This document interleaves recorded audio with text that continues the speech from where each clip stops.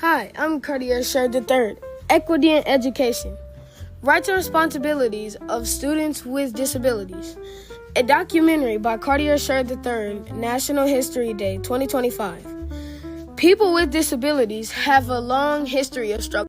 Disability from 1660 to 1832. This section looks at the important shifts in the understanding of disability that took place in the long 18th century. New explanations were now challenging the idea that God or astrology caused madness and disability. Madness was no longer seen as possession of the soul. It was the loss of reason, and this could be restored with the right treatment.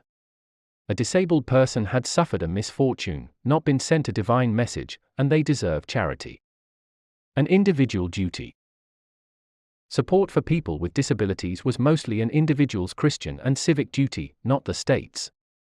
The parish might give you poor relief, but only if you were destitute as well as disabled. As a disabled person in society, your life was often harsh and brutal, like everyone else's.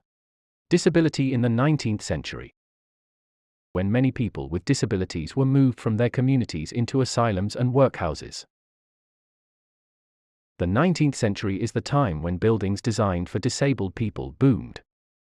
The Industrial Revolution had a dramatic impact on the English landscape. Towns, factories, railways and mills quickly replaced the ancient fields and villages.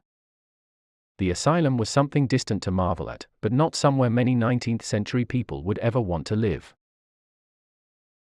Following the 1834 Poor Law Act, 350 grim new workhouses were built, one within roughly every 20 miles. Earlier workhouses had housed the destitute disabled of the local parish, and their buildings were of a more humane design. The new workhouses were designed to root out shirkers and scroungers. They were intended as miserable places to live, with Spartan conditions and harsh work regimes. Disability in the early 20th century 1914 to 1945. The return home of disabled ex-servicemen from World War I challenged the widespread idea that disabled people were a burden. In 1930, Julian Huxley, secretary of the London Zoological Society and chairman of the Eugenics Society, wrote, "What are we going to do? Every defective man, woman and child is a burden. Every defective is an extra body for the nation to feed and clothe, but produces little or nothing in return." In the early 20th century, many public figures agreed with the idea of eugenics. They believed that anyone disabled or deficient was a threat to the health of the nation. Disability since 1945.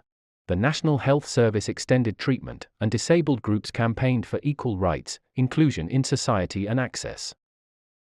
The 1944 Disability Employment Act promised sheltered employment, reserved occupations and employment quotas for disabled people. In the 1960s and 70s, the civil rights movement in America inspired disabled groups to take direct action against discrimination, poor access and inequality. A social, rather than a medical, model of disability emerged. A new social model was concerned with people's rights as members of society. The question of access was critical. Disabled people needed adaptations made to their environments if they were to be properly included. Signed on July 26, 1990, the Americans with Disabilities Act, also known as the ADA, was the world's first comprehensive civil rights law for people with disabilities. President George Bush signed the Americans with Disabilities Act, also known as the ADA, in a ceremony on the South Lawn of the White House.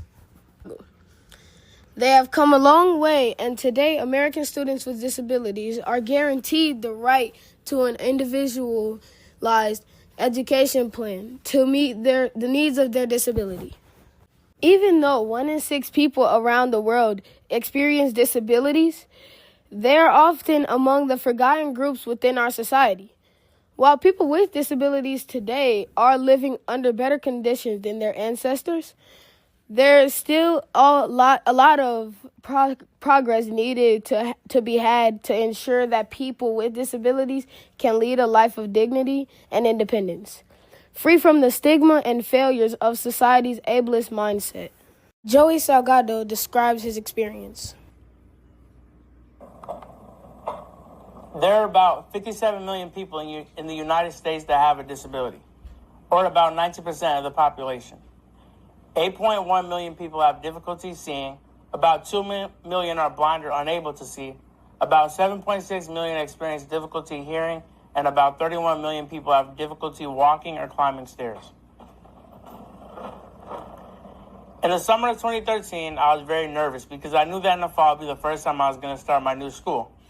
And just like it could be hard for anyone going to a new school, it worried me even more because of my disability. One of the first things that I ever did when I got to the new school was that I joined the chess team. Not only because it was something that interested me, but also because it was something that was going to make me more a part of my community. On the first day of chess club, I still remember I and the other students who were all participating were all waiting in the cafeteria for our coach to arrive. After about 10 minutes of waiting, our coach had finally arrived. And I was super excited because I knew that it was finally time for me to learn how to play chess. As we were walking down the hallway to the classroom in which the club was going to be held in, everything was going smoothly until it wasn't. I was met with a flight of stairs. Now, it was no secret that I couldn't get up the stairs, but what I thought was the coach or the students would have assisted me or waited for me to do so. But to my surprise, it did not happen. Instead, on July 26, 2025 will mark 35 years since the signing of the Americans with Disabilities Act, also known as the ADA. The ADA was signed into law to ensure people with disabilities have the same rights and opportunities as everyone else. We've come a long way since before the signing of the ADA. But as you can see from Joey Saldana's video, the disability community continues to fight for their rights. So, Cartier, how did you come up with your topic? I came up with my topic because the theme of National History Day for this year was rights and responsibilities. And I was thinking, like, most people don't really, do stuff about, disabled students with disabilities. And so I thought that I would talk about that, that topic. Excellent. How did you create your project? I created my project by using, very much, different sources. Very different sources to where it had primary sources. With it, it had a lot of images, and the images were great, so I could put the images on the website, the documentary that I'm creating, and it really just turned out great for me. All right. What challenges did you have to overcome to complete your project? Well, the challenge that I had to overcome was finding a website that I could edit with, and on my personal computer, couldn't access that website, so we had to go use a different computer to actually get to the website and then get it done. All right, and finally, was there anything that surprised you? Well, yes. While I was doing my research on my topic, I found this video, and it was very disturbing and such. Two high school students were mocking a disabled child on the video. Okay, how did that make you feel? That made me feel kind of sad because I was thinking if you're going to mock somebody, don't pick on a disabled student, and don't mock people at all because it's very disrespectful either way. No matter if they're disabled, homosexual, it doesn't really matter. You shouldn't mock them because of it.